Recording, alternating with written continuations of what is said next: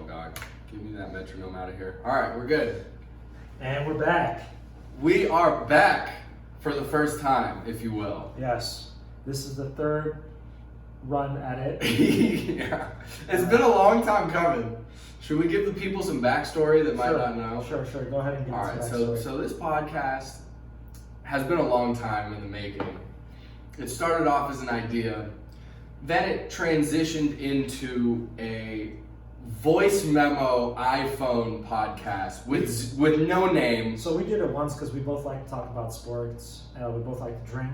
Yeah. So sometimes we mix the two. And just see how it went. And we showed it to about 2 people. A couple people. They said that we had some good chemistry. Wasn't terrible. They enjoyed the content, so we said let's try to record it and see for ourselves. We recorded one, as Luke mentioned, just a voice memo, and then we took off with the process of video recording it. Yeah. Oh man, which was a huge jump. And somewhere in between those periods, we came up with the name Take That for Data. Right. Thought it was fantastic. Did very minimal research in terms of whether or not that was actually available to use. Probably not a good starting point. And I take the L on that one, to be honest. Mm-hmm. That's all good. I checked iTunes, okay? It's not on iTunes. And I thought, well, every podcast under the sun is on iTunes, right? Apparently that's not the case. So, long story short, after recording several more episodes, with the name Take That for Data, which wasn't available, we found out that we had to come up with a new name. Yeah. Kind of hindered our progress a little bit. And so then the struggle began. Yet again. What should we name our podcast? We got these fancy mics. Yeah. We got the studio set up. We got the movie posters in the back ready to We go. also invested in a camera that did not work out. Yes, the camera did not work out, so we're using our iPhones. It's fine. Yeah, you know. Humble beginnings, that's been the theme. It's going to be the theme for a while. So we went through multiple iterations of different possibilities for what names we should name the podcast. And initially we thought up with a really good one, but it ended up being taken. We thought of Heat Check. Great. Because it was kind of a double entendre, because it's sports, it's basketball related, obviously, but it's also kind of, debate related, as like, someone says some heat, I'm going to say nah, disagree, or whatever. That's a great one. So we thought it was a good idea, and we're like, all right, this is a good rebound here. We didn't have Take That for Data, or we couldn't capitalize on Take That for Data, but maybe Heat Check's available. Unfortunately, Heat Check wasn't. So then, every other possibility you could think of was taken. Like literally the most obscure basketball references.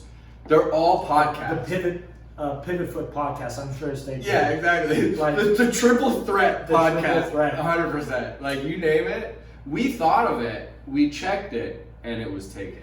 So, without further ado, we'd like to welcome you to Breakout season. Boom! The best one that we could think of that wasn't taken, and I'm actually super pleased with it. I'm actually shocked that it wasn't taken. Right. Because upon reflection, that's one of the best ones that we came up with. And we actually did come up with a pretty extensive list of possibilities, and we did find some that were available. Wilt Numbers was a contender. Right. LeBron's hairline. We're not sure about the legality of actually using people's names. Yeah, someone's name as the name of our podcast. So, but in any case, at long last, it's been a long time coming, but now we got the mics, we got the camera situation figured out. We got the laptops. We got the laptops, which was actually something that we didn't have for a long time. Yep. We got the name. We got the hosting. We got the social media accounts set up. That's all Luke right there. But in true Luke and Spiros podcast fashion, we have 0 talking points prepared for today. Absolutely. I mean, you guys probably expected this. I mean, yeah. We never prepared. Like, we just freestyle it. Which, Jay-Z never wrote any lyrics down. Right. Neither did Lil Wayne. I think we're comparable to Jay-Z. Yeah, easily. We're the humble beginnings. Right. Yeah. We're not like the mogul billionaire married to Beyonce, Jay-Z. We're like the selling CDs while also selling crack out of your trunk in Brooklyn, Jay-Z. We don't sell crack. No. We keep it completely legal at this point. Yeah. Yeah, 100%. Speaking of which, So speaking of humble beginnings, there's been a lot of buzz around Stephen A. Smith's humble beginnings. Have you seen that on social media? I have not. Enlighten me, please. So apparently the story has come out recently that, Stephen A. Smith is making approximately $10 million per year. I did hear that. From ESPN for his commentary and his analysis, specifically related to basketball. But his humble beginnings are an interesting story because he really kind of came from nowhere, and at one point was in school to become an electrician. Wow. His mom put him in school to become an electrician because his grades weren't strong enough to get into college. Lo and behold, he ends up getting into a D2 school with a basketball scholarship, plays basketball, and starts his own, sports commentary podcast, so to speak, from school, demanding his coach to be fired. And then 10, 15 years later, he's... You mean like a radio show? Obviously it wasn't a podcast at that time. Right, some sort of like show. Something on the radio? Yeah.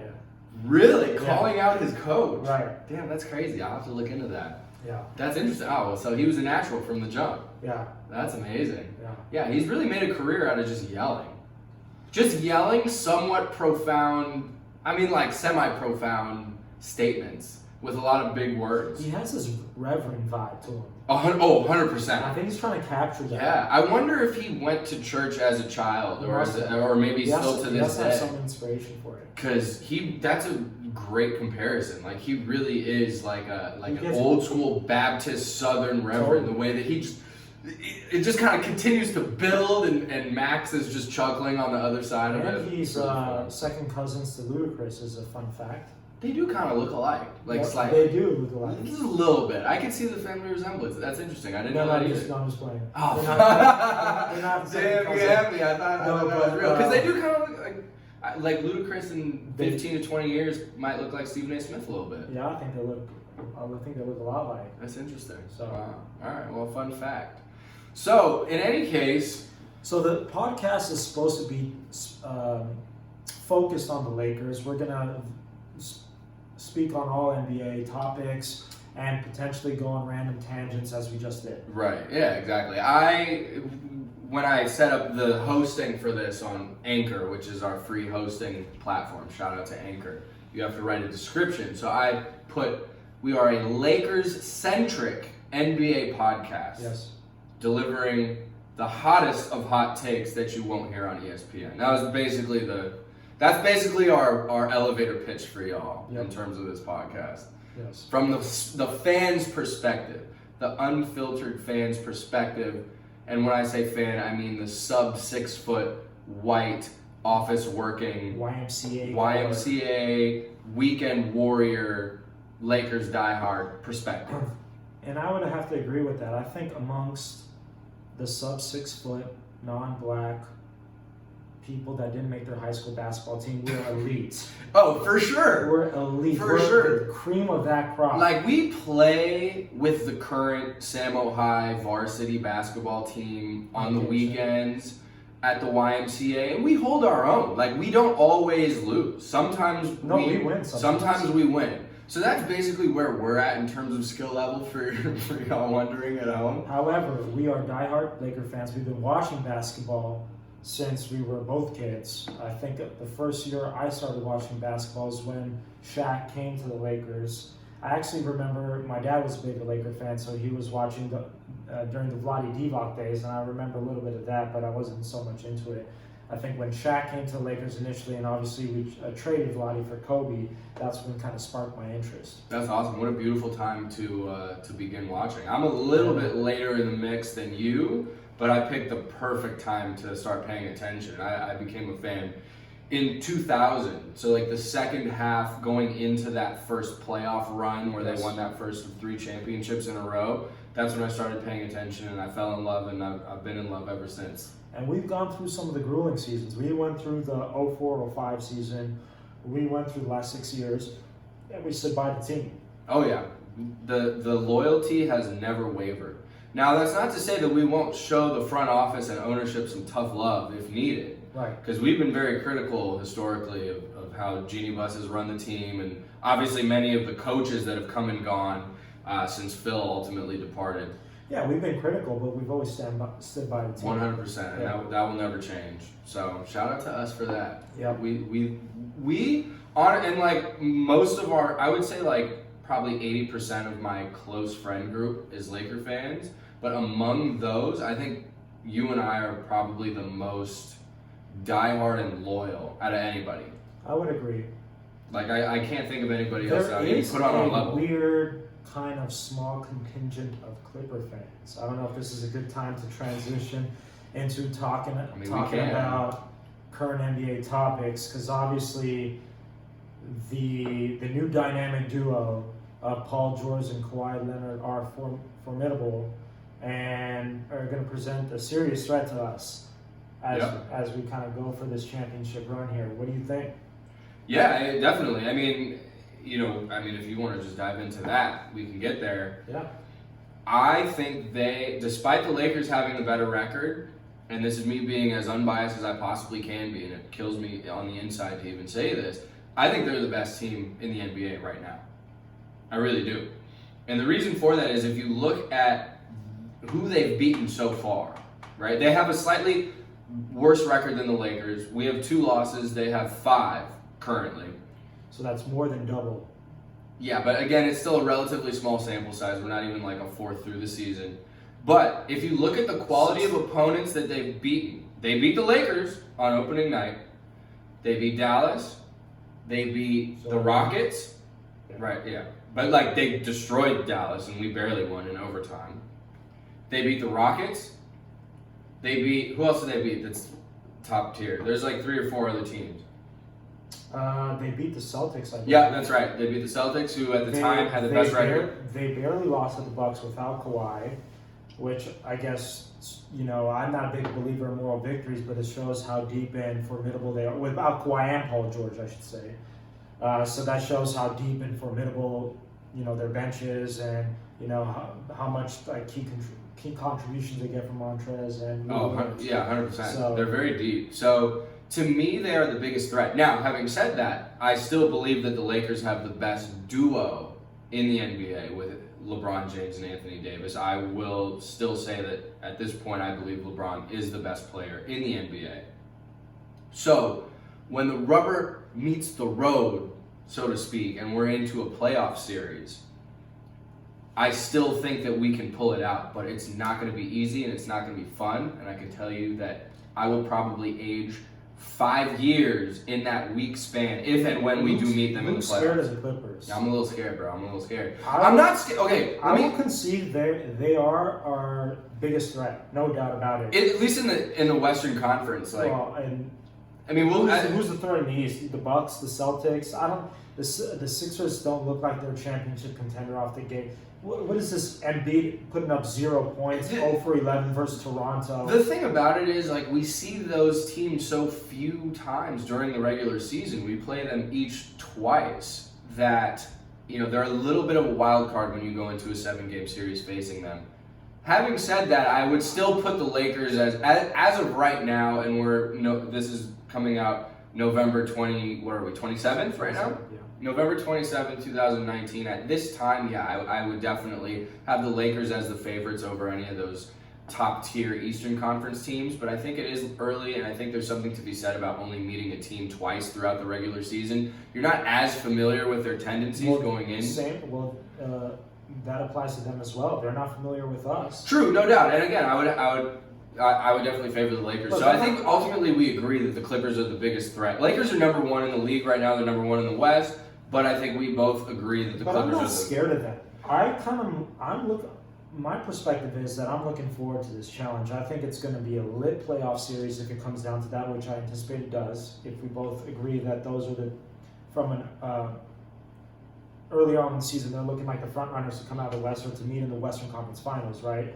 So I'm not scared of them. I think we are still very formidable, to your point, because we have, in my opinion, the best duo in the NBA with respect to Paul George and Kawhi Leonard. I think Kawhi took the torch from LeBron prematurely last year in the playoffs. He had a great playoff run. I was slamming my fist against the table. I was like, people forgot how good Kawhi was when he came back from his injury, and it was when he was traded from San Antonio. I actually picked the Raptors to come out of the East because of Kawhi, but let's not get it confused. It took a 73-9 team to add Kevin Durant to take down the King. Yes, indeed. If LeBron can return to form, which it looks like he has. He for sure has. Which it looks like he, but if he can sustain it, that's the better question. Well, yes, that's what I'm kind of getting at.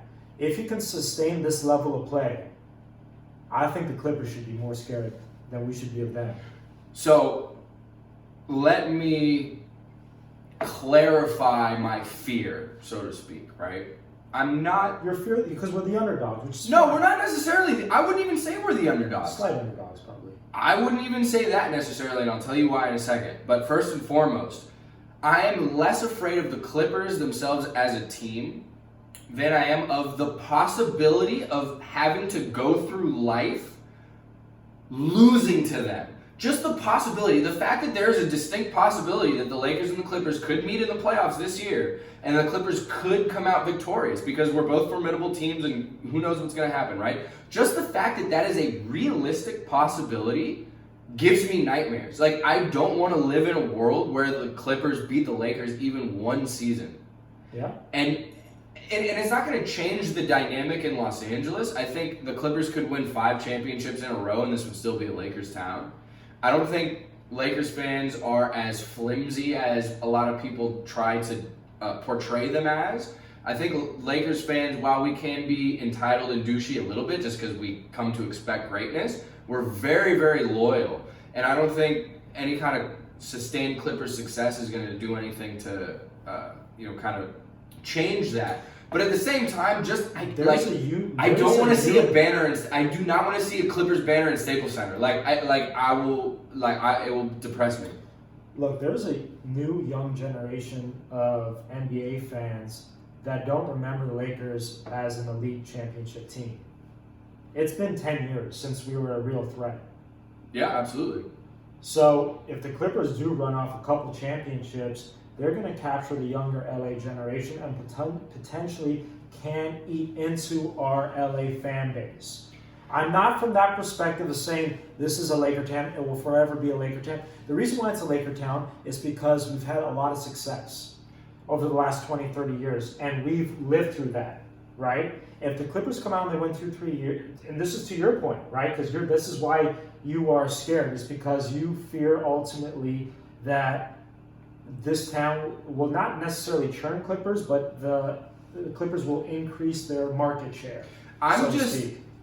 Just to get this out in official episode 1, I'm just outraged that the Clippers exist at all. Like, I don't like the fact that there are 2 NBA teams in Los Angeles. Like, I feel like this should be the Lakers' domain. The Clippers Steve Ballmer should move the Clippers to Seattle, as far as I'm concerned. Go back to the headquarters. Well, I mean, he wouldn't, obviously, because this is a better market. Exactly. So he's never going to, obviously. I understand that. But just from my biased Lakers fan perspective, I feel like their existence is an affront to the Lakers' greatness. And it's just annoying.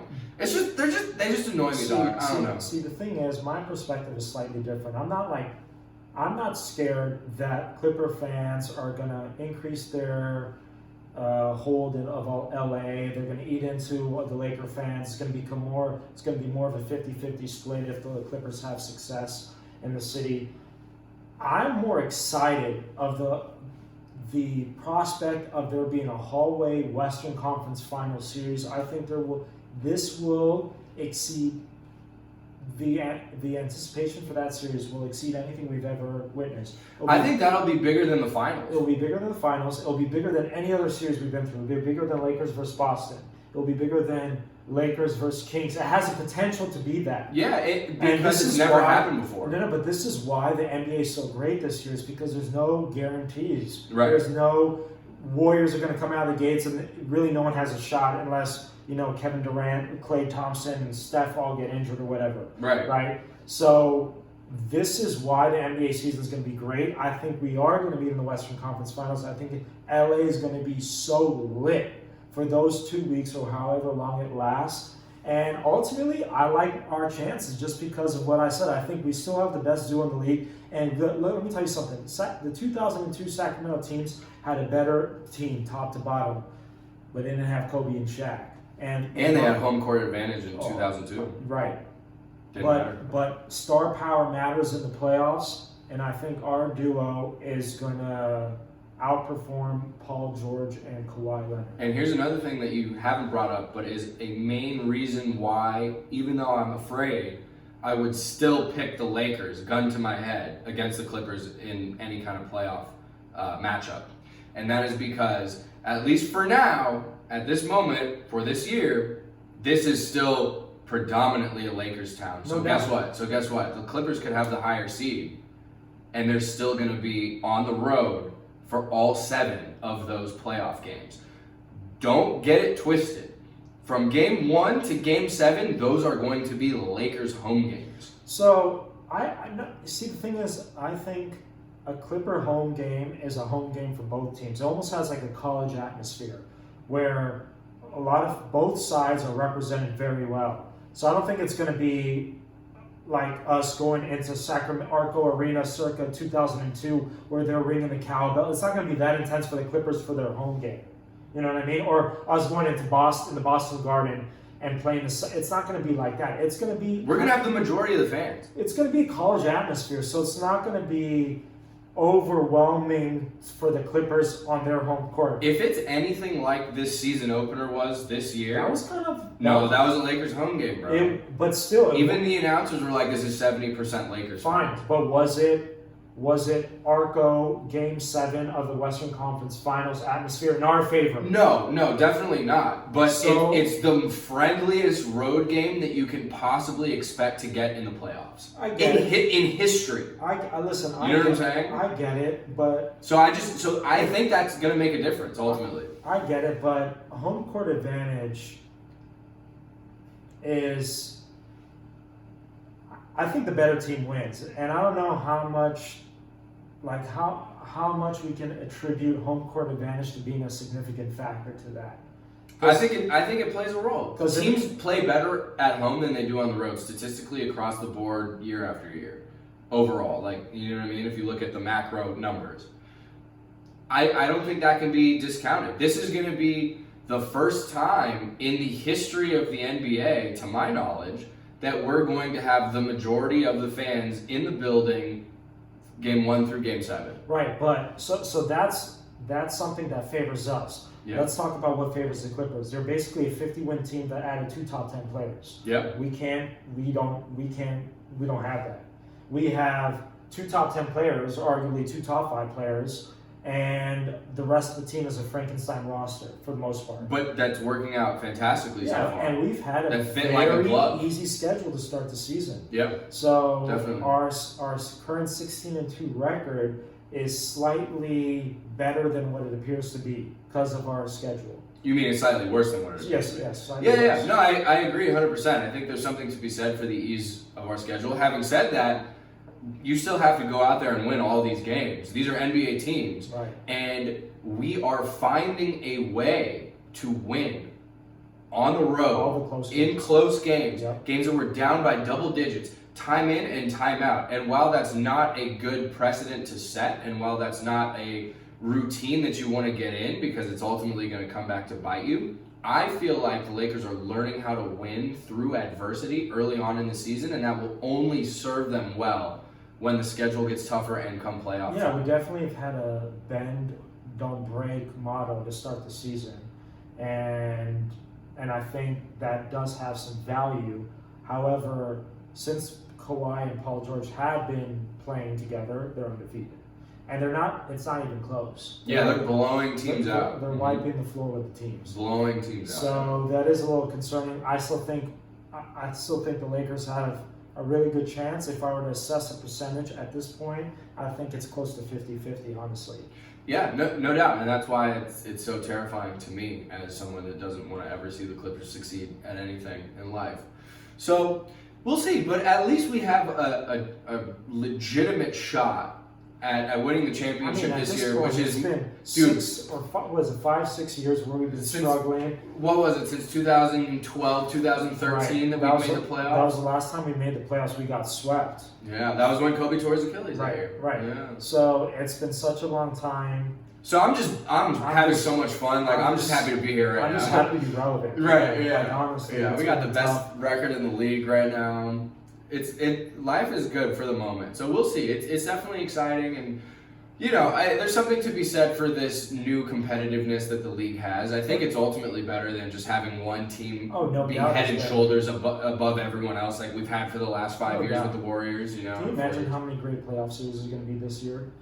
I can't wait, dude. It's like we're not even 1/4 into the season or thereabouts, and like I can't wait for the playoffs. Yeah. It's gonna be amazing. Hopefully everybody can stay healthy. Knock on wood for that. I want to see every team at their full potential come playoff time, and I like our chances. Obviously, ultimately. Look, the Celtics have challenged us for the best record in the league early on, but I'm not scared of them at all.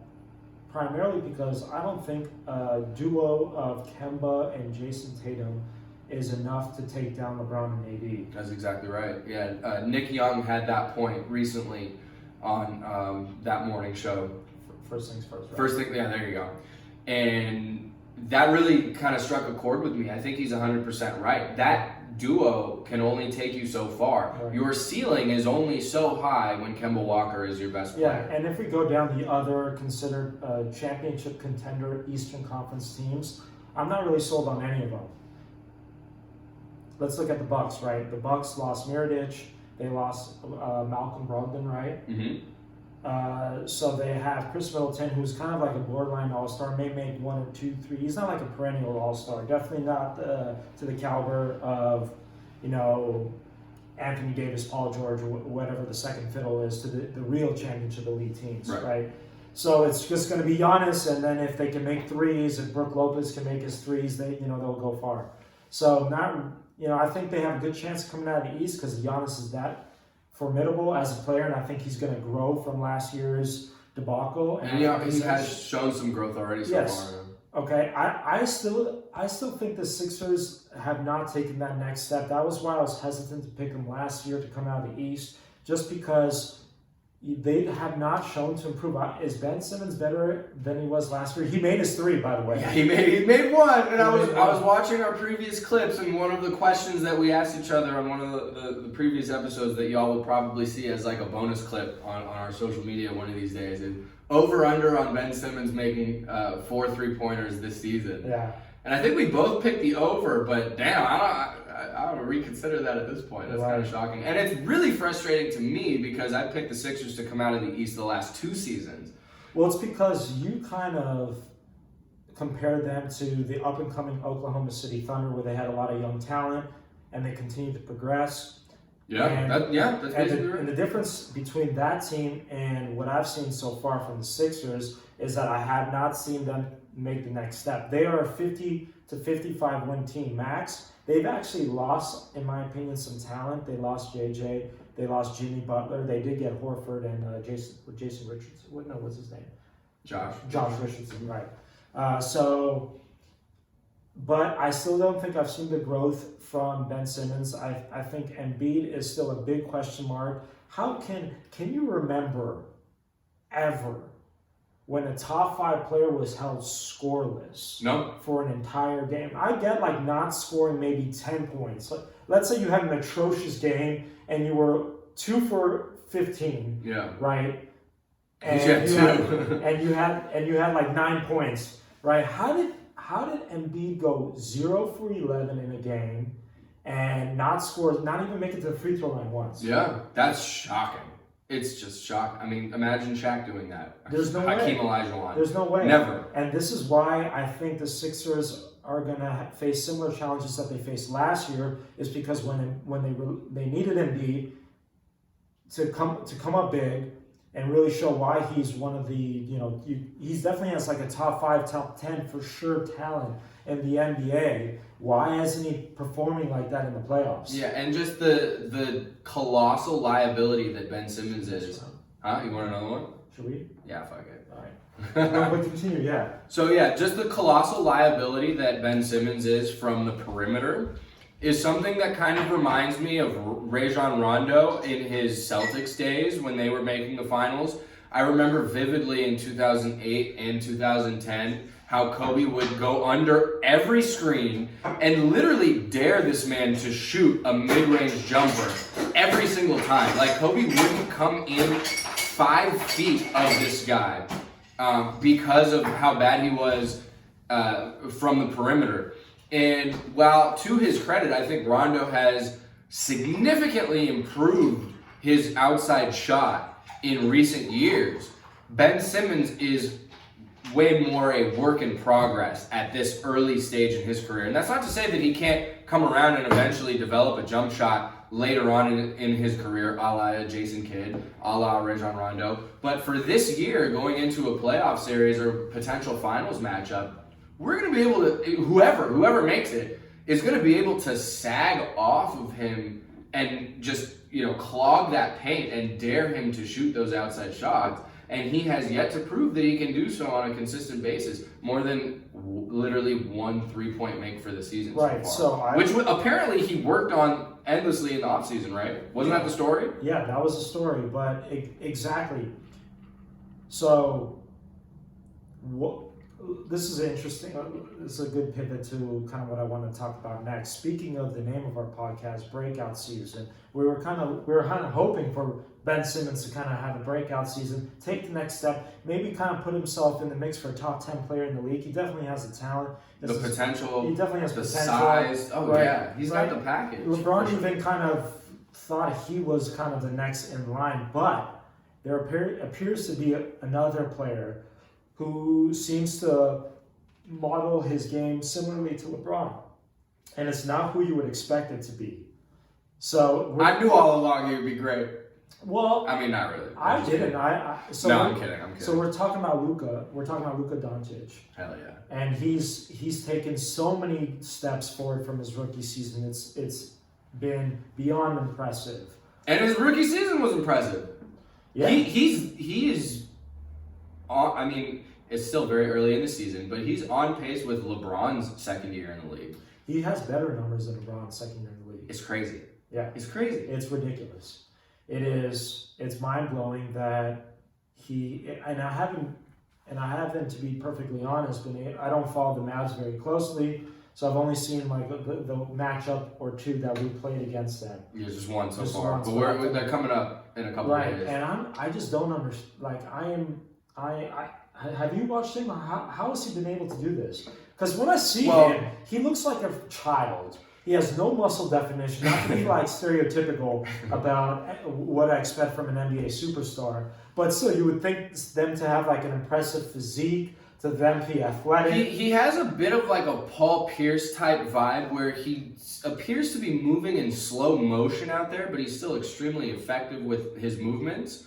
And yeah, just little to no muscle definition at this point, but it doesn't seem to matter. My question is, can he sustain this level of play? I mean, he's almost averaging a triple-double. He's almost averaging as a 20-year-old second-year player. So remember how everyone was so blown away when Russell Westbrook averaged, he was the first one since Oscar Robertson to average a triple-double for an entire season. Everyone was so blown away. He's doing a 30-point triple-double, which I'm not sure if Russell Westbrook has done.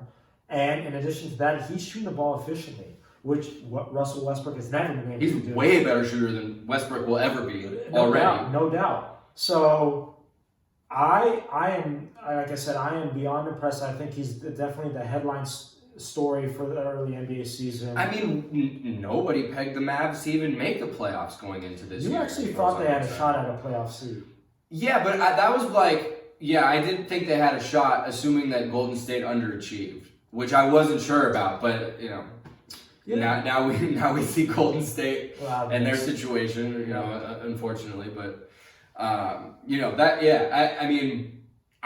nobody expected them to be this formidable. I think they're a lock for the playoffs at this point. I think they're going to definitely be. They're going to be probably a lower seed. Yeah, when that's all set. And to answer your question, can he sustain this for the entire year? It's almost looking that his stats are improving. I suspect that by the end of the season, he might regress a little bit to the mean, but he's going to definitely have elite numbers. If the Mavs are, I think he's definitely going to be an MVP discussion, given what we've seen so far. I think the Mavs are going to finish top 6 seed in the West. And if they do, he's definitely going to be an MVP discussion, which is crazy to think about because he's only 20 years old. How high this guy's ceiling is, or is he just like a unique talent that reaches his ceiling in year 2? You know what I mean? Or is this a strange Linsanity aberration type situation? Well, we kind of seen it. I mean, he was Rookie of the Year, so it's not Linsanity to that degree. Right. No, I agree. I agree with you 100%. I don't think that this level of output is necessarily sustainable. I think he will regress to the mean a little bit, but he's 20 years old. This is his second year. Like, the sky is the limit. Who knows what next year or the year after that looks like? Like, oh my God, he is probably my favorite non-Laker player in the NBA right now. Yeah, absolutely. I'm just happy to see the kid, do well. He's got like a giant tiger tattoo somewhere on his arm. I'm fond of big cats as well, so I feel like we have that connection. Yeah. Same with Ricky Rubio. Shout out to Ricky Rubio. He's got a giant lion on his shoulder, so it is what it is. So I'm not the most rational, in terms of who I root for, but whatever. So I think we both agree that if we were to give Doncic a grade to start the season, I would give him an A+. A+, for sure. What would you give LeBron and Anthony Davis to start the season? I would give LeBron an A+. Okay. And I would give Anthony Davis an A. Okay. Yeah, 100%. I think, obviously, if we're able to sustain this level of play and finish with the best record in the NBA, or the best record in the West even, I think you're looking at your MVP and your Defensive Player of the Year right there, and LeBron James and Anthony Davis, respectively. So, AD, the only knock that I have on him is that he's had a couple games where he hasn't shot the ball really well, but even in those games, he's able to impact the game significantly on the defensive end, which is why he's the clear-cut choice for Defensive Player of the Year, in my opinion. And the only other potential knock is, excuse me, I think he could get more rebounds than he's getting. I think he's averaging single-digit rebounds. Why are you giving him an A then? Because he's still killing it to such a degree. Yeah, but I think our expectations for him are that of a top 5 player in the league. I think he is. I think he's playing to that. Is he? I think he is. He's probably towards. When you factor in the defense, 4 or 5. When you factor, yeah, sure, but still top 5. So I would give him a B+.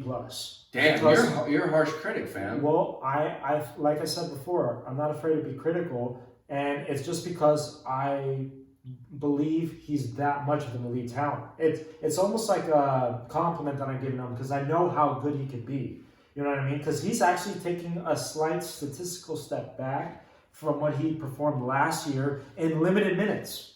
They were playing this cat 20 to 30 minutes a game because, after he demanded the trade, management wanted to bench him for the rest of the season. The NBA kind of stepped in and said, no, you have to play him a certain amount of minutes. So they ended up playing him. He's averaging more points and more rebounds on better shooting percentage in that span. Now, that's the reason why I give him a B+. I agree with everything you just said. I think he's defensively the best player that I've seen game in and game out. Right? Like, I think he's performed at a very elite level, and I'm like, wow, he's been everything that's been talked about in the defensive end of the ball. And honestly, he's better than I thought. Right. Defensively. I agree. I thought it was kind of a little bit all talk going into the training camp. I'm going to be Defensive Player of the Year. I'm going to hold LeBron accountable, and he's executed on both those goals. So give him mad kudos for that. That's an A, bro. No, but that's one side of the ball. And B+ is not bad grade. It's not like I'm giving him a C here. I just see some room for improvement. That's why he could go from an A to an A+. A+ in my mind is he's by far and away exceeded my expectations. A is he has met, and the reason why I say A is he's met my expectations is because I demand a certain amount of performance from Anthony Davis. You know what I mean? Yeah. So what I'm trying to say is, ideally, I would like AD to grab more boards and shoot better and be more of an offensive threat. I haven't been overwhelmed with his game offensively. I think the first game when we were just trying to throw it into AD and have him work on Montrez, and I'm like, he's not Shaq here, and he clearly, you know what I mean? Like, he still put up big numbers that game. I think one thing that you're overlooking is that he's, and this is like the biggest knock on him throughout his career, that he's just a little bit fragile. He's dealt with, at minimum, 2 injuries this year, one to his shoulder and one to his ribs. And tonight, he injured his elbow. Hopefully that's not something that's going to linger. And he was able to come back and return to the game and win the game on free throws and his defense getting a crazy steal to close out. But that is, I think, something that needs to be taken into consideration in terms of his shooting percentage. I still think he's hovering around 50% from the field, which is 47 fantastic as of this game. Okay, so I mean, I definitely expect better of him, but just given his overall. So how can you say you expect better and give him an A? Because you could still get to an A+. I'm just so impressed with his defense. And it's so much, and like what you said, I similarly thought like, oh, the Defensive Player of the Year proclamation that he made initially was kind of just all talk, and that's just the right thing that you should say at media day or whatever. He has not only lived up to those expectations, in my opinion, but exceeded those far and away. Right. And a lot of these close games that we've been able to pull out, both on the road and at home, is in large part because of his clutch-ass defensive plays on the last possession of the game. And I think there's something to be said for that. And so I stand by my A rating. But having said that, I agree with you. He doesn't average double-digit rebounds. Would you ever think that from Anthony Davis? Would you ever say that's like... Has he ever played with, I'm going to say, 3 dominant rebounders before? I'm going to put LeBron James in that category as well, as somebody that can put up double-digit rebounds on any given night. He's playing with, and honestly, Rondo, even though he hasn't played every game, he's an elite rebounder for his position throughout his career. So he's grabbing rebounds. We got Dwight Howard out there, multi-time Defensive Player of the Year. We have JaVale McGee out there and LeBron James who can get 10 rebounds any given night. I don't think he's ever been surrounded by so much talent on the defensive end before, and specifically when it comes to rebounds. So, of course, his numbers are going to take a bit of a regression when you consider the other players that are around him. He's never been on a team this great before from that perspective. Look, I get that he's maybe not averaging 14 boards a game, but he needs to be double digits. Did Tim Duncan average double-digit rebounds with David Robinson in the lineup? Yes, he did. Yeah, I mean, and look, we're, again, only about a fourth through the season, so I think when all is said and done, he definitely can get 10-plus rebounds a game. But honestly, I don't care, like, as long as they're winning. Look, I'll admit B+ is somewhat critical, but it's only because I have such high expectations from him, and I think he can be, in my opinion, he's better than Giannis. He has a more complete skill set than Giannis. He can be putting up nearly comparable numbers. I understand that Giannis is more of the go-to guy, and he's going to dominate the ball more than AD will.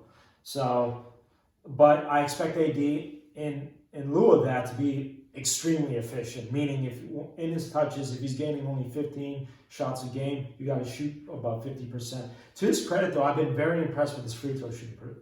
Fantastic. He's shooting nearly 90%. Fantastic. Yeah, I think he's top 10, 15 That's in the crazy. league in terms of free throw percentage. Free throw shooter on the team. Yeah, I think by percentage, I believe he is. Him or KCP. Yeah, that's wild. Fantastic. Yeah, so I mean, I give him an A, man. We have the best record in the league right now. We've only lost 2 games. He's been dealing with injuries and still clearly the best defensive player in the league up until this point. And I do expect him to continue to kind of get acclimated to the rest of the team and to his role, and hopefully he gets healthy and stays healthy. That's a big time knock on wood. And I expect him to be in double-digit rebounds for his average by the end of the year. I really do. I cannot understate how impressed I've been with LeBron's performance so far in the season. The revenge season is real, dog. We might slightly disagree on the grade. But LeBron, we agree. A+. 100%. A+, no doubt. Yeah. He has been unbelievable. I was scared after the first game of the season. Same. Oh my God. He looked a little old. Yep. I'm gonna throw that up to rust. I'm going to just say that he was rusty, he wasn't in game shape. Maybe the Clippers came out with a certain level of intensity that we didn't meet because they felt like they had to show that they're the real deal type of thing and that they really are formidable. But since that first game, wow, has he turned it on? He's entering his 5th prime as we speak. It's crazy. It's crazy. I'm lost for words because he's very efficient offensively. He's picking the spots very timely.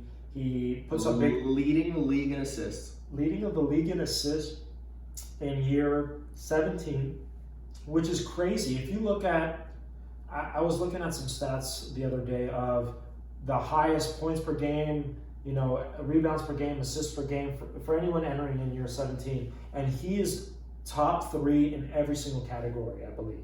He's the top points per game, or no, second. Actually, Kobe beat him, low key. Hey, shout out. But he shot the ball very efficiently. He's crazy. He's great rebounding, leading the league in assists. He's playing defense. I can't believe it. I was begging him all season to just try a little bit on defense, and he's locking people up and taking charges, getting the chase down blocks like he did in his prime. A lot of that is. It's just like the chase. I'm not asking him to take a lot of blocks. I'm asking him to put in effort when someone gets the ball and drives on him. Move your feet, get in front of him, use your agility and quickness on the defensive end, not only on the offensive end. Stay in front of your man, and he's done that consistently. He's closing out on 3-point shooters. He's rotating. He's not. If there's like a back screen, he's following his man. He's doing all the little things that probably go unnoticed to someone who doesn't focus on the defensive end, but he's not letting the guy score on him easily. If we look at tonight's game as an example, he was matched up against breakout season Brandon Ingram, who's averaging 25 plus points per game, and Brandon shot the ball 20%, 4 for 20 for tonight's game, I believe. Those are some Lonzo stat lines right there. To say the least, Lonzo wouldn't even take 20 shots in the game, but that's a separate discussion. Anyways, he has been phenomenal on the defensive end. I've been very impressed with his performances. And I think that this speaks to his basketball genius and his just overall genius as a human being. Because I think that last year when everyone was calling him washed and everyone was saying, oh, he's old, he's lost his step, he can't play defense. I said this, I've been said this. I think that he knew that was not a championship contender team he was on. That's exactly. He's motivated by the Lakers being elite. Exactly. And so he had no real reason to risk his body, to exert himself, with the amount of miles that he has on his body, when there was no realistic chance of getting a championship. He didn't want to do the whole Cleveland thing where he said, everyone on my back, right. I'm going to carry you guys to the finals. Because first of all, he's in a different conference that's much more difficult to do that. Right. And realistically, nearly impossible to do that in the West. So he wasn't washed. He wasn't too old. He wasn't just not trying. He was pacing himself and being strategic and knowing, all right, we're going to reload next year. Like, we have a good chance of getting Anthony Davis or some other stars this offseason with the cap space that we'll have. We're just going to take this L this year. I'm going to take my time coming back from this groin injury. We're going to rest. He had the longest offseason he's had in a decade, right? If not longer. It's interesting. I think motivation plays a key role because, to your point, what has he not accomplished at this point? Everything. He's done everything, right? All he has left to do is become number one on like every statistical list, which he is in position to do. The point being is that it's very tough when you have it all and you've killed it for 16 years or 15 years as of last season, prior to him going into last season, to like continue to like find the motivation for you to get up in the morning, train really hard, really to give everything you have to the game when you have everything in the world. You have all the money in the world. You have all the fame in the world. You had the championship. You are on the basketball Mount Rushmore. There's no doubt about that. I think people who are Jordan guys are going to stay to Jordan. I think people who are LeBron guys are going to obviously stick with LeBron. There's nothing you can do to hurt that. So like, what is his motivation? And I think this is kind of why Kobe had a big bounce back season in year 17. His motivation was, there was a lot of chatter about, hey, this is Dwight's team. You need to defer to Dwight. He's the younger superstar. Be like Kareem was with Magic. And Kobe's competitive nature would not allow that. He's like, I need to prove to people that I'm still running the show. I'm still worthy. I'm still the alpha dog. And I think that motivated him here at year 17. And that's one of the reasons that he had actually a little bit of a bounce back year that year if you look at how he performed. It was one of his best years ever. Right. And I think the motivation of him being second fiddle on that team drove him to work that hard, right? So what do you think LeBron's motivation is this year? What is motivating him to do this? Eliteness again. Like you said, we are good again. Well, so I think it's two things. Number one, and primarily, I think it's all the chatter that said that he's washed, that he's done, that he's not trying, that he only came to LA to make movies. No one said he's washed. That is overblown. Why do you think he hashtags washed king on every single post? No one said he's washed. It's spitting in the face of the media. No, dude, there's a bunch of people that said that he was done. And that said, Kawhi is now the best player in the league. That's a different conversation. To say someone is not the best player in the league does not make them washed. Because does not make him Carmelo Anthony to be the third best player in the league. Well, that's an extreme example. Well, that's what you're saying. Washed.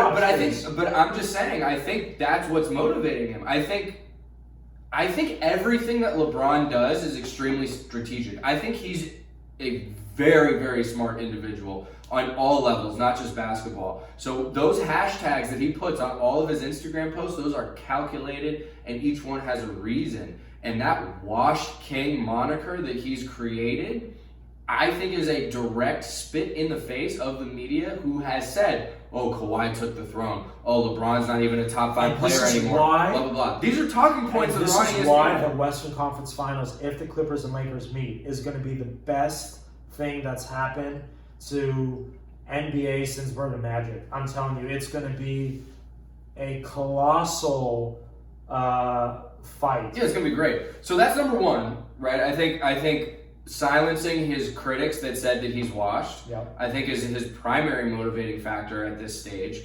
And number two, I think it comes down to the fact that he does know that this is a team that has a legitimate chance to win a championship. And correct me if I'm wrong, he'll be the first person ever to win with 3 different teams. Is that right? That's right. I think that's what he wants, right? Yeah, I believe okay. Because he's never going to beat Jordan's 6-0 perfect, beautiful finals record. That's not happening. He's already lost. He's not only lost more than Jordan, he's lost more than Kobe did in the finals, right? So that's out the window. Yeah, but that's... No, I get it. But I think from his perspective, the top of the mountain that he can achieve at this point that gives him that GOAT argument is the fact that he won. I mean, first of all, like the amount of finals that he went to in a row already gives him a GOAT argument, in my opinion. But there's people that will still discredit him because of all of those finals losses. But for him to be able to say that he won in 3 different organizations throughout his career, that's something that Jordan can't say, Kobe can't say, nobody else in the history of the league can say. Yeah. Other than Robert Horry, maybe, right? Oh yeah, Robert Horry. Robert Horry, I guess. Yeah. But that's like the best player. I just thought of Robert Horry. Robert Horry is. No, I think it's Rockets, 3 finals MVPs for 3 different teams. That hasn't been. Boom, whatever. I'm sure there's some metric that would only be his if he were to win with the Lakers as well.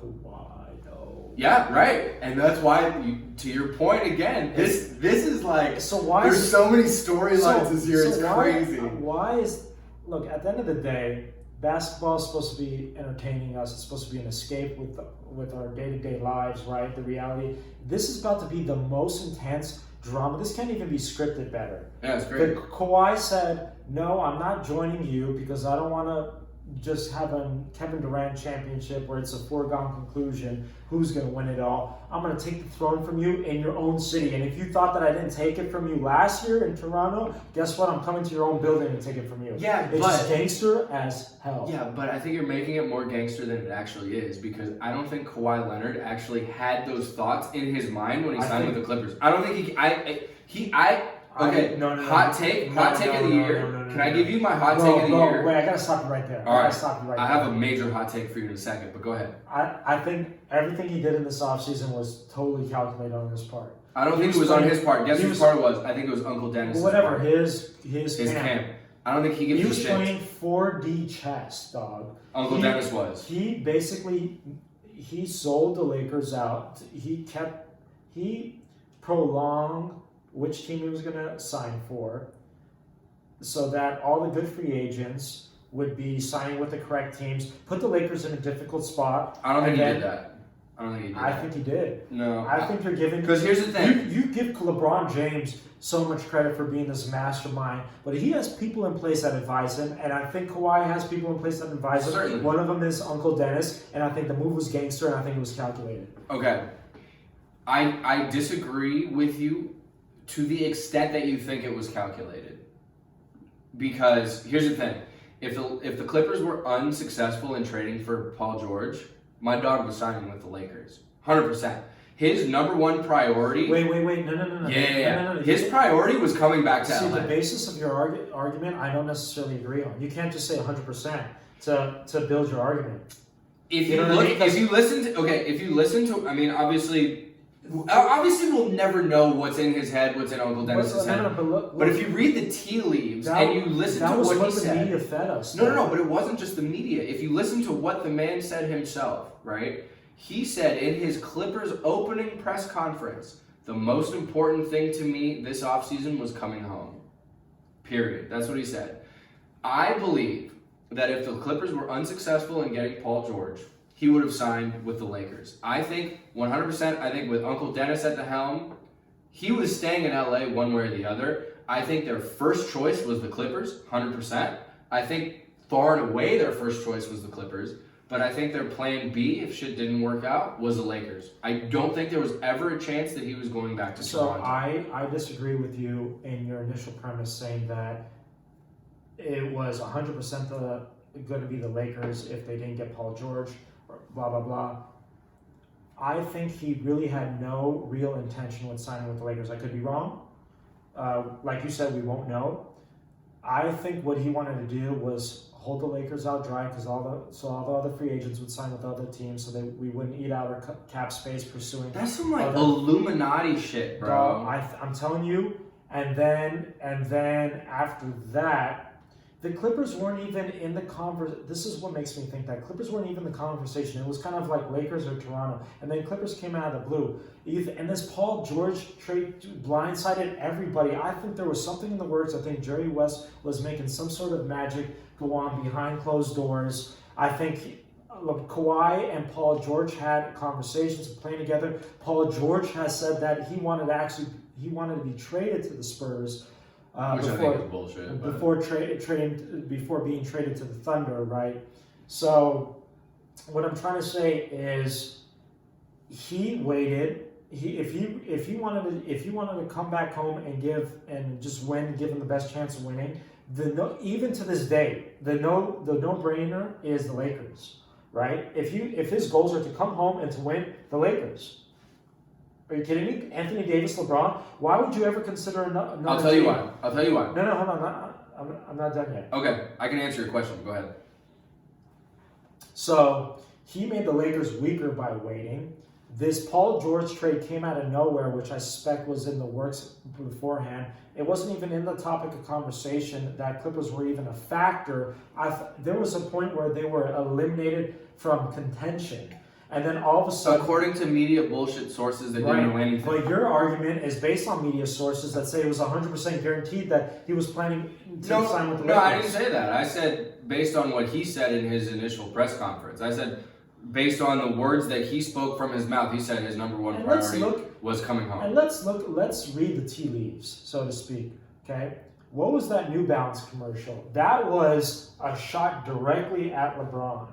With the crown keychain, with the Kawhi Town exit sign off the LA freeway. You think he had anything to do with that? Those are the marketing executives at New Balance, bro. That's like you're looking like it's not some Illuminati shit behind the scenes. Let's sabotage the Lakers. Like they're not thinking about that. They're like Uncle Dennis is thinking, what's the best situation for Kawhi Leonard?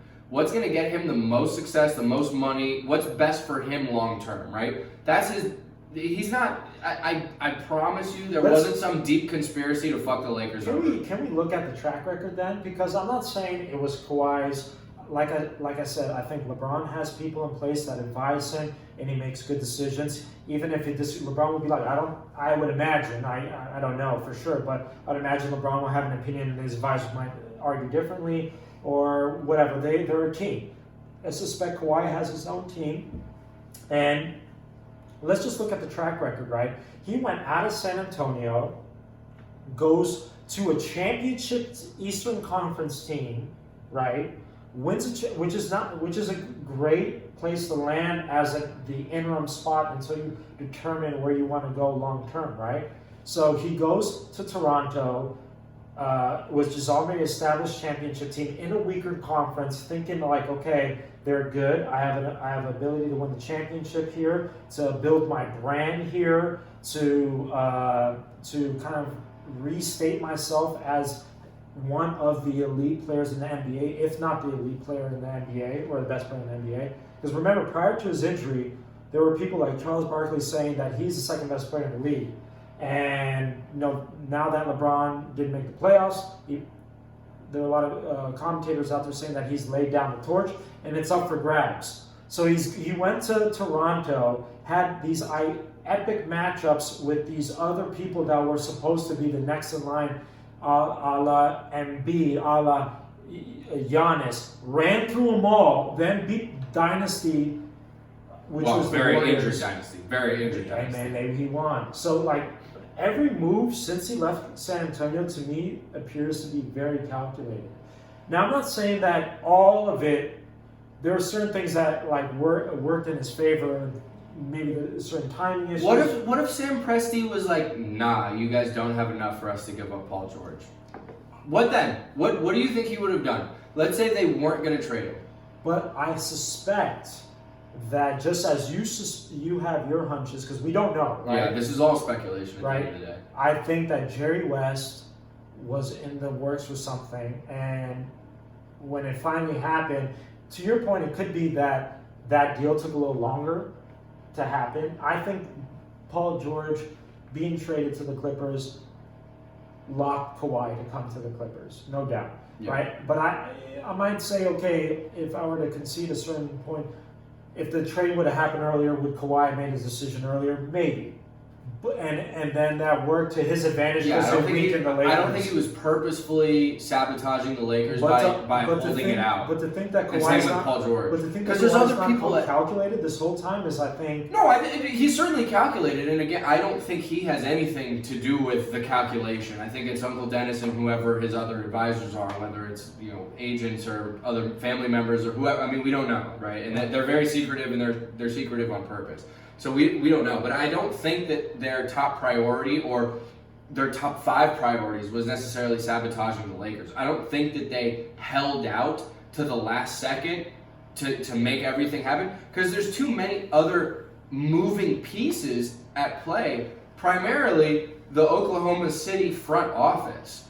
I think the timing just ended up working out perfectly for the Clippers in that not only did they land Paul George and Kawhi Leonard, but it also sort of fucked the Lakers over a little bit in that we couldn't go after D'Angelo or Bogdanovich or whoever else. Look, but I don't think it was like a calculated thing on Kawhi's part. I get what you're saying. That's not my point. That's not my underlying argument. My argument that it was a gangster-ass move. And he didn't want to play necessarily with LeBron. He didn't want to be. I'll tell you why. Can I tell you why now? Yeah, that's what it boils down to. Uncle Dennis didn't want my dog Kawhi to be second fiddle to nobody, and that's what it comes down to. Because the opportunities for him, even though he's playing for the marquee franchise, he's still potentially third string, especially considering the fact that I think. Well, okay, that as well. But the other thing is, I think it was a stipulation in his contract that he only gets to play 65 games and that's it. So with him load managing so much, I think the Lakers would agree to that. No, they would. They would have. That's not what I'm saying. What I'm saying is, in doing that, it almost solidifies him as the third banana, right? Because LeBron's probably going to play most of the games, hopefully, knock on wood. Anthony Davis is going to play most of the games, knock on wood. Kawhi's only going to play 65. It almost solidifies him as that third banana, potentially. And I think that that's a scenario, even if it's a potential scenario, even if it didn't end up happening that way, I think that's a scenario that Kawhi's handlers, Uncle Dennis and co., would not accept. They want him to be in the spotlight, the number one option, the undisputed, best player on the team for like endorsement opportunities and just overall spotlight. I think he definitely has more of a spotlight. Sounds pretty calculated. But I'm not saying that it's so. There's calculations happening, but I don't think that it's to fuck the Lakers over specifically. I think it's to put Kawhi Leonard in the best position to succeed on the highest level in basketball. Because in basketball, that's a bad argument, because the best position for Kawhi Leonard to be in basketball or to join the Lakers, we would have been but he would have got some KD backlash. This way, he's still competitive. Unlike the league has ever seen. Okay, agreed. But this top 5? This way, yeah, but he would have got. But again, Uncle Dennis might be like a secret genius. Like, he might be LeVar Ball, like the evolved Pokemon version of LeVar Ball. But hold on. Why do you give Uncle Dennis all the credit, but you give LeBron all the credit for decisions made in history? I'll tell you why. Can I tell you why? And this is my hot take. Hot take of the day. And I say this with all political correctness, as much as I possibly can. It is my belief that Kawhi Leonard is autistic. Okay. No, bro, he's not autistic. I think he's autistic, no, bro. He's not. No, he's not. He's either autistic or he has some like lesser form of it, like Asperger's or something. He's got something, bro. No. Something. This is my he's theory. Just an awkward guy. And listen, respect to everyone with autism. That's not a knock on y'all. No disrespect whatsoever intended. I think my dog has. He's on the spectrum.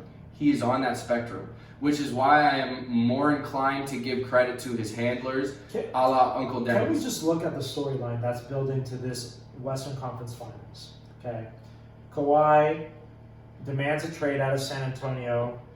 People write him off as this person who's given up on the team. Why would you leave Popovich?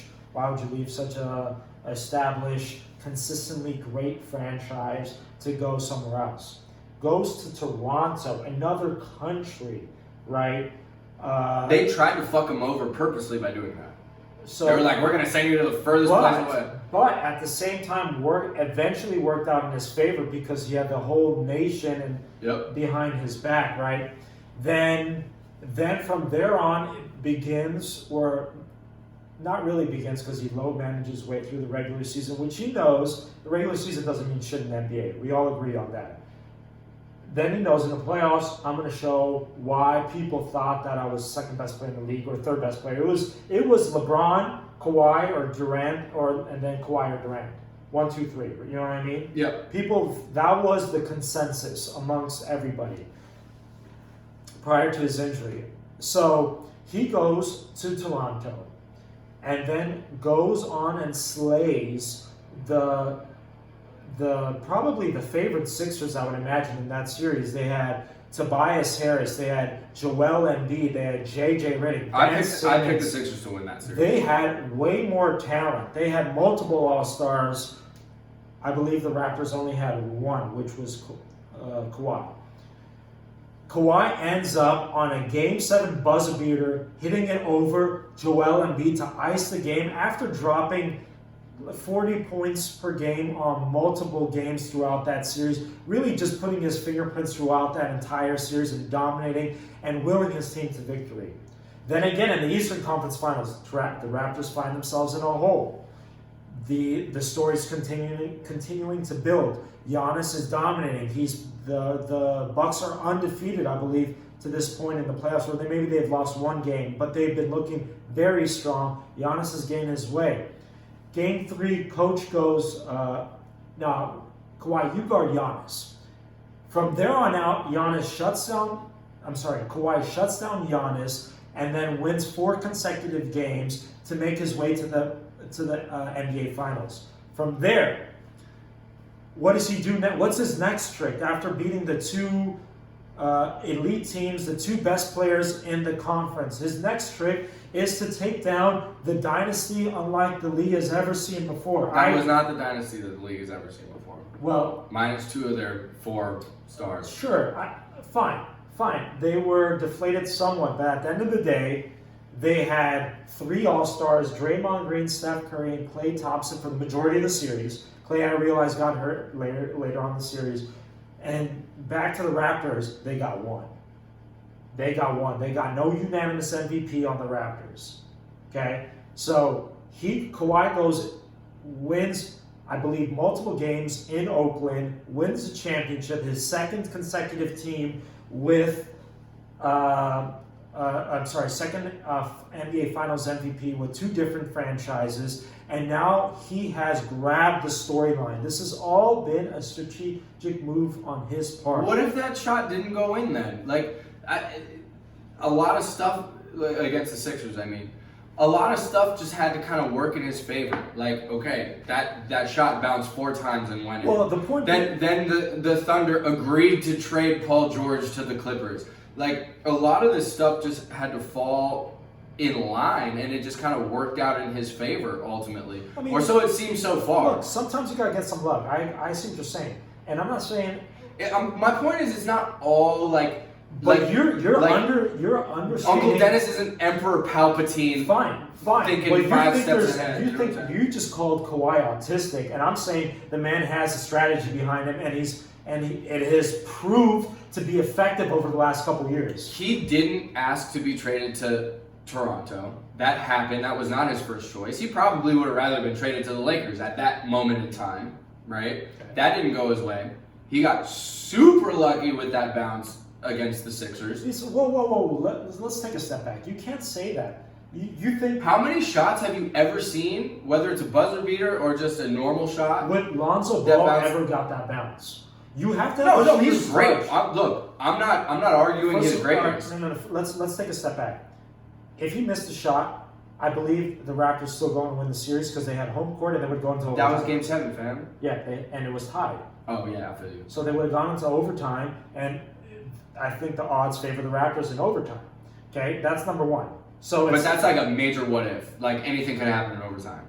Your premise is what if it didn't go in? So why can't I throw a what if back at you? All right, you real. That's real. You know what I mean? So it's not I understand that luck has to break a little bit your way for everything to the storyline to build up. Yeah, and it happened multiple times for him. My point is that he's been calculated, whether it be him or Uncle Dennis or whatever, doesn't matter. His moves have been definitely calculated from San Antonio. He was borderline. He was considered. He did not calculate going to Toronto.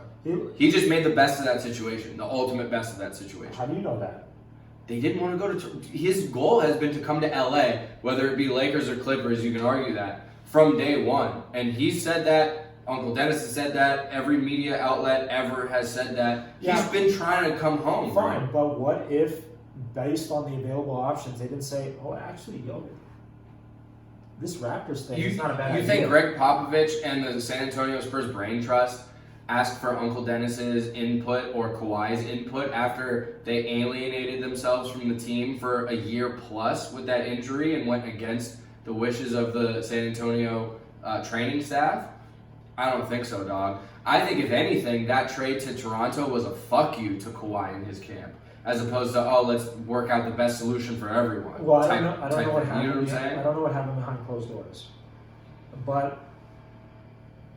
And I can't say for sure. You see, the thing is, you're attributing all these, what's happened over the last 2 years, from Kawhi being a player that was coming back from a severe injury, who quit on his team, to be considered the best player in the league, purely luck throughout the whole process. And then you actually called him autistic, where I think that he's been strategic and he is an elite talent. And I'm not going to... No, look, I'm not going to question his mental. I don't think that's not what I'm saying. I think that he and his team, and you can make the argument how much he has to do with that decision versus his team. I think they've made the best out of whatever situation they've been handed, right? And my ultimate thesis on this entire thing is only That's that gangster. it ended up being gangster. Super You can look gangster. at it in that way. My only thesis is that I don't think that anything was done specifically to fuck the Lakers over. I think it was done specifically to help Kawhi get the best, whatever the criteria for best situation was to his camp.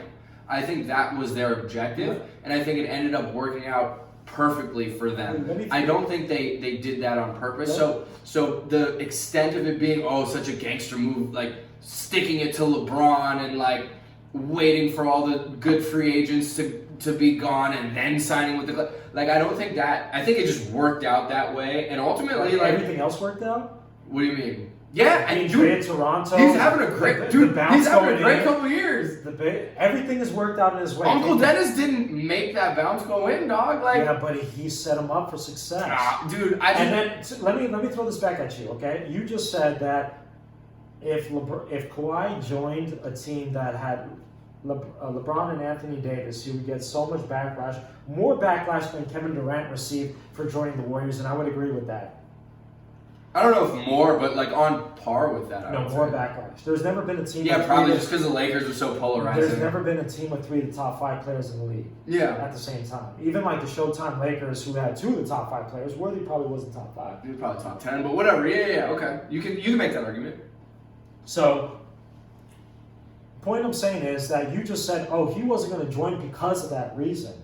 That's one of the reasons. So once we traded for Anthony Davis, maybe in the back of his had that being a factor in some of his decision making.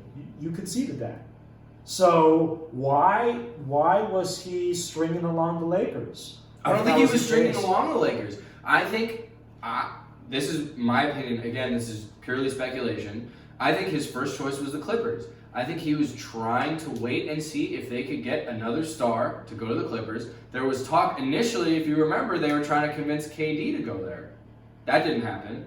So he was waiting to see where all the pieces, ended up going.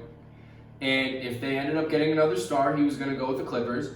If they didn't get another star, he was going to go with the Lakers. That's what I believe. I believe his second choice was the Lakers. I believe it was a distant second, but I believe that ultimately his number one priority was going to LA, whether it be the Lakers or the Clippers. He inadvertently, in your opinion, screwed over the Lakers. Yes, it was inadvertent, and it ultimately wasn't that much of a screw over because we have the best record in the league. Right.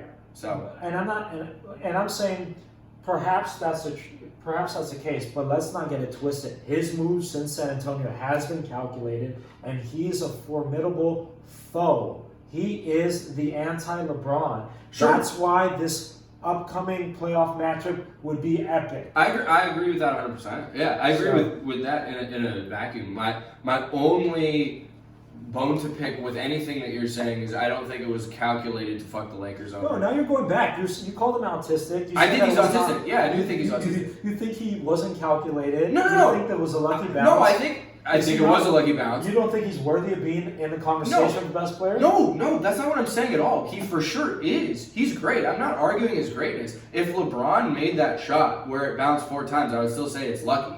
Well, that's like great bounce. That's shooter's touch. Great players get great breaks. I am not diminishing his greatness whatsoever. I think he's a top 3 in the league right now. Top 3? Yeah, at minimum. Who's second? I don't know. Maybe him. I don't know. I'm just saying, like, to give myself a little wiggle room because I can't think. Harden maybe. I mean, I don't know. He's averaging like 39 a game. Yeah. So you could say that, right? But I put him top 3 minimum. Okay. I'm not questioning that at all.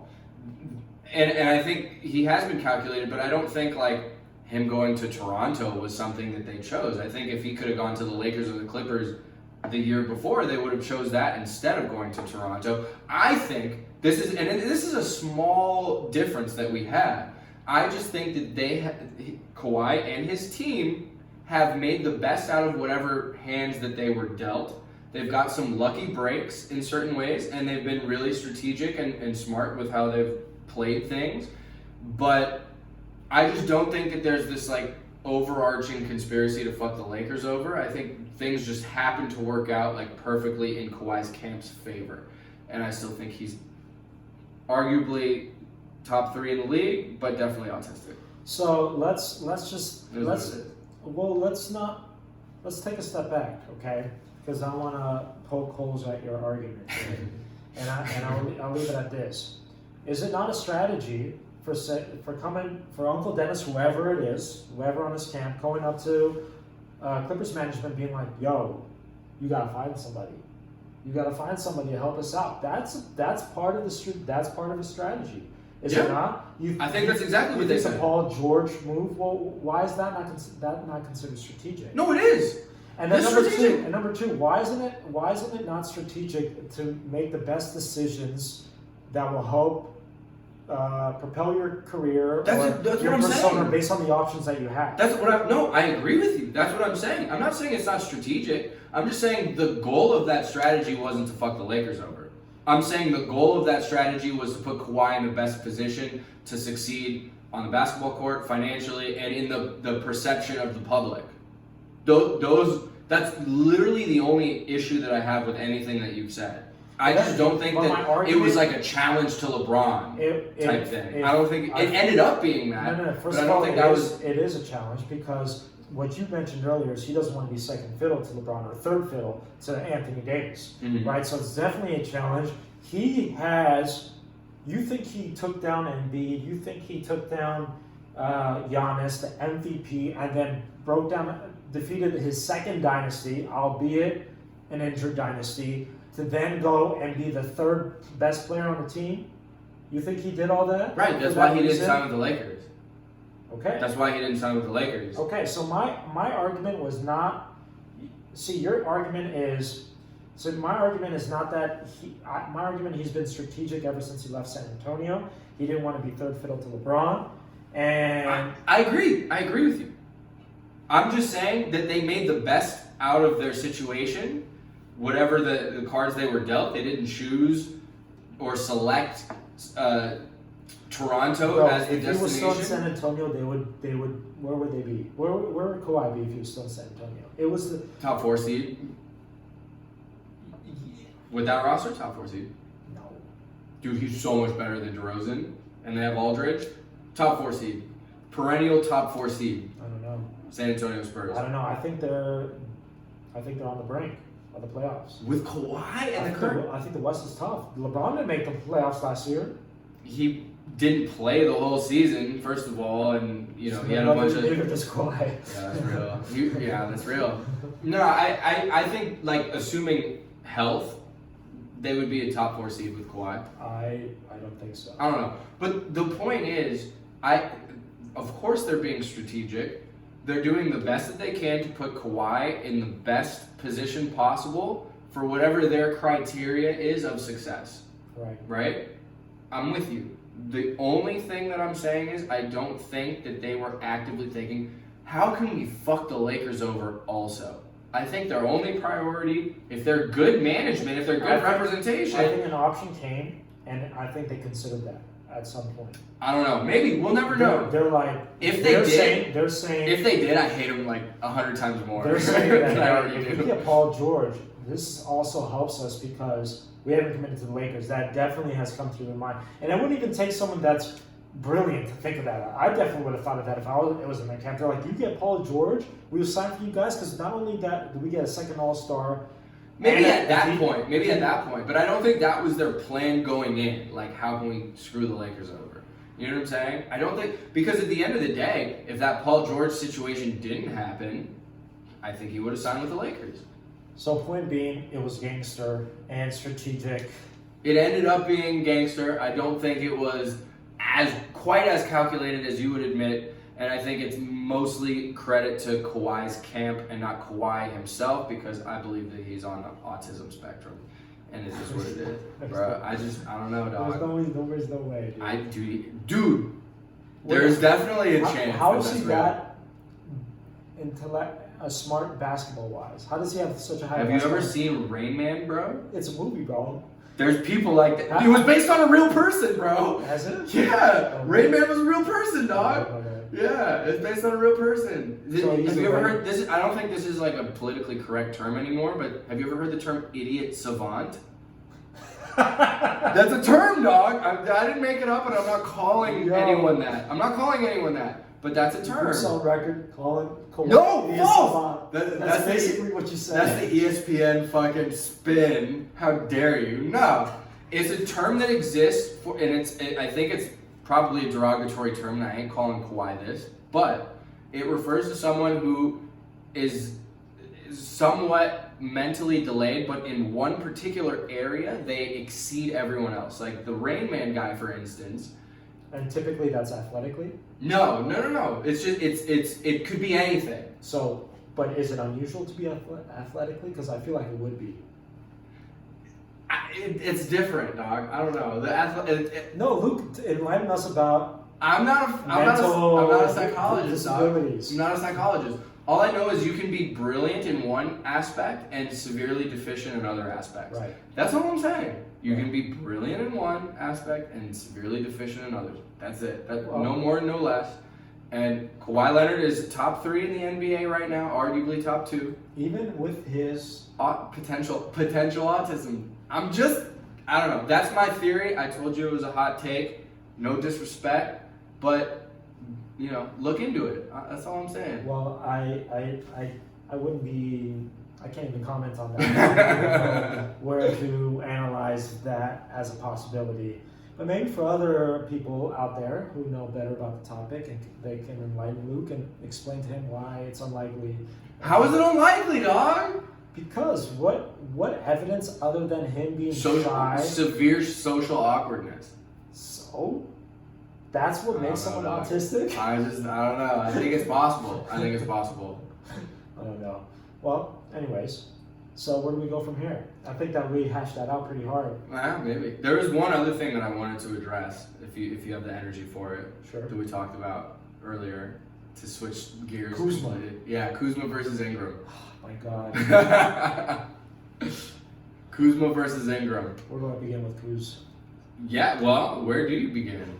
I mean, we can talk about their production for this year. Well, obviously, Brandon Ingram has had a breakout season. Yep. Shout out the podcast. He is the focal point of the offense, so he's been given more opportunities to succeed, no doubt about that. Kuzma, on the other hand, has regressed, and I give him some benefit of the doubt because he doesn't have the opportunities that maybe he had last year. But what bothers me about Kuzma is not that he's not scoring like 25 points a game to the extent that Ingram is that he's making consistent mistakes and still not playing any defense. That's always been my issue with him. If he came out and averaged 14, 15 points off the bench, played solid defense, and wasn't a liability out there in crucial game moments, I'd be okay with it.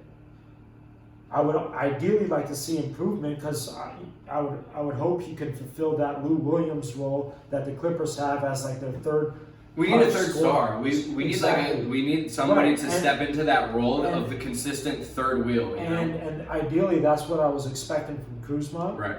But my issue with him is mistakes. That's my issue. I get frustrated watching a game and watching people not box out, watching people not switch on screens, watching people not watch the back cuts and just letting their offense. Or just like that fake contest. Do you notice that fake where they don't even jump? They just kind of put their hand up. It's fake That's hustle. A layup for NBA. Exactly. It's fake hustle. That's a layup for NBA players. Because man. It's basically not a contest, right? Exactly. You got to actually have the threat of the shot being blocked for them to alter their shot. Right. Exactly. So those are my issues with Kuzma. What do you think? So I agree with you 100%, and I think defense comes down to effort a lot of the times, and I just don't see a consistent effort from him on the defensive end. I am more inclined to be more lenient with him on the offensive end this season because of a number of factors that I can get into. But I don't really care too much about his offense because we have enough offensive potency to win basketball games. Right. Defense wins championships, dog. And at the beginning of this season, we were ranked the #1 defensive team in the league. Since Avery Bradley has gone down, we've gone down to number 7 in the NBA in terms of defensive efficiency. And that Avery Bradley going down has also coincided with Kuzma coming back into the lineup, and I think just given the eye test, things like not boxing out, things like not closing out on shooters, not switching on screens effectively, these are all things that I've noticed, and again, that comes down to effort. So I question his effort.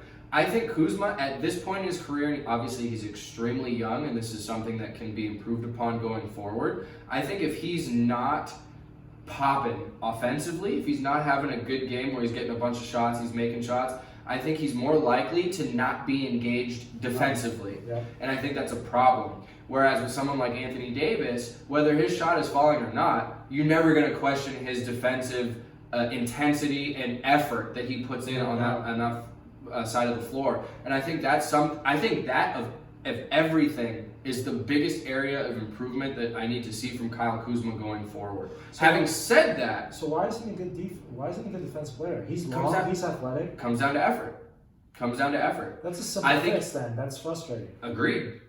We could say that about Carmelo Anthony for his entire career. Yeah, but Carmelo was not the athlete that LeBron was or Wade was. You don't have to be that kind of athlete. Do you think Patrick Beverley is anywhere near athletic as any of those people we just mentioned? It comes down to effort, man. At the end of the day, he's pretty athletic. You can be, well, everyone in the NBA is at least somewhat athletic, but in terms of, comparing Beverley to those people that we just mentioned, I think there's a huge chasm, and what makes up for that is the effort. And I think Kuzma has just been really inconsistent on that end of the floor. On the other end of the floor, in terms of offense is concerned, and to go back to our initial debate that we were having earlier during the game about Brandon Ingram versus Kyle Kuzma, I think a lot of factors outside of Kuzma's control have contributed to him seemingly regressing, whereas Ingram has broken out. Number one, Kyle Kuzma started the year injured. He didn't play basketball since August and was just coming in to the game just like a week ago or a week and a half ago, right? So I think there's something to be said for that rust factor. If you remember last year, and what I was saying, just to kind of get everybody up to speed who might be listening that didn't hear this conversation that we had earlier, I was saying how it's really difficult for me to tell between Kuzma and Ingram who has a higher ceiling.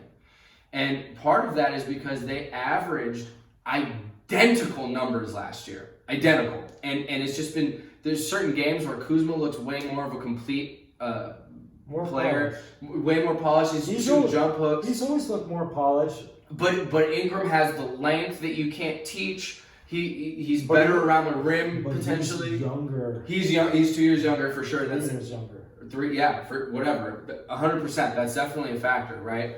But having said that, there's a lot of stuff working in Ingram's favor right now, and there's a lot of stuff working against Kyle Kuzma. Primarily, Kuzma coming off of injury. He missed the beginning of the season.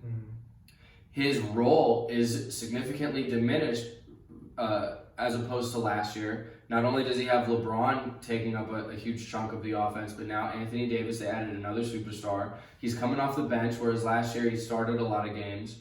Versus Brandon Ingram, who is not only in a starting role, but the focal point of that team hasn't played the entire year, which is Zion Williamson, who theoretically would have been the focal point. So Ingram, and he's been healthy the entire time, give or take a few games. I think he missed a few this year. But in any case, Brandon Ingram has had the opportunity and the health to dominate. I think if the roles were reversed and Ingram was on the Lakers, injured to start the season, and Kuzma was on the Pelicans, healthy to start the season, you would see similar productivity for Kuzma as you see with Ingram, given the situation that he's currently in, those factors, exactly. Yeah, I totally understand what you're saying, and you bring up really good points across the board. And I don't really have an issue with any of your points. If you want to go into debate who has a higher ceiling between Ingram and Kuzma, I think it's debatable, although you got to give Ingram the edge because statistically he's had a breakout season. Shout out podcast. Boom. And we should take a shot every time we say breakout season during the podcast. Yeah, but my issue with Kuzma is I'm not holding him to the Ingram pedestal. I'm not expecting him to have the performance that Ingram is having. I just want him to see effort defensively. I want him not to be a liability. I want him not to make key mistakes. He's like the anti-Caruso. I know this is silly, but when Caruso's out there, he's like the quintessential role player. He knows what to do. He knows what he's got to do. He makes timely plays. And I think Kuzma needs to channel a little bit of that. Now, going back to the scoring, there's been plenty of examples throughout NBA history where there's been a third scoring option, scoring 18 plus points per game. I envision Kuzma to have that role, and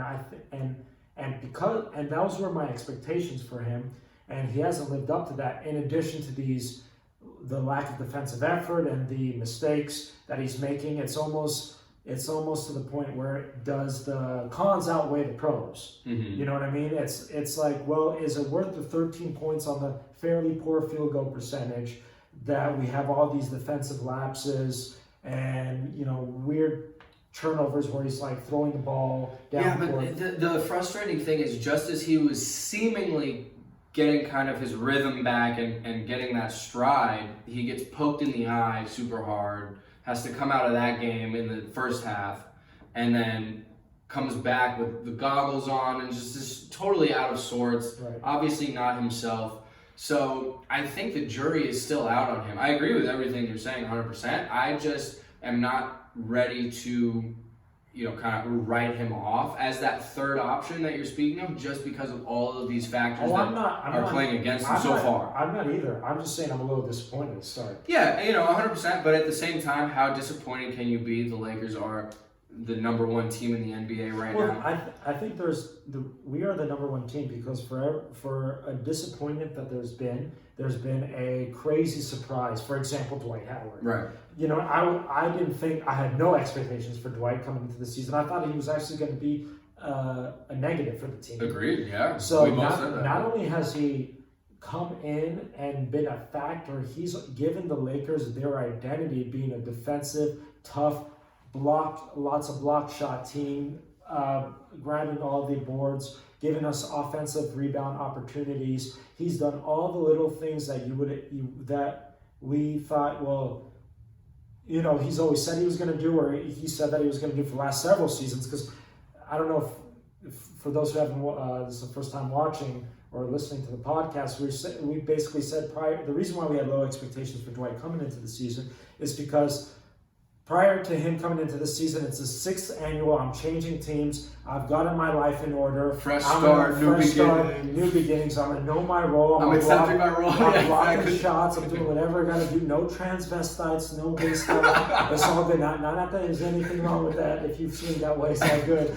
But what's more likely, Dwight being gay or Kawhi being autistic? Kawhi's not autistic. You're just hating. He's not. He's socially awkward. I don't know if that classifies as autistic. But anyways, he was able to put all of that to the side and actually, I think secretly he's always wanted this situation to occur. I think he's always wanted to come back to the Lakers and prove it. If you look back, the day or two after he decided to sign with the Rockets and spurn the Lakers back in the summer of 2013, he tweeted, "I'm sorry, LA. I hope I can make it up to you one day." It's been on his mind ever since then, bro. He had unfinished business out here. Maybe. And now it's his breakout season, bro. Yeah. Maybe it's his new breakout season. Yeah, maybe. All right. So I think with that, should we wrap it? I think so. Boom. Yeah. Right. Dude, it's been like an hour and a half. Yes, we killed it. All right. One love, y'all. We out. Dude, that was lit. Was it good? I think it was really good. Hour 38. I think my delivery was whack.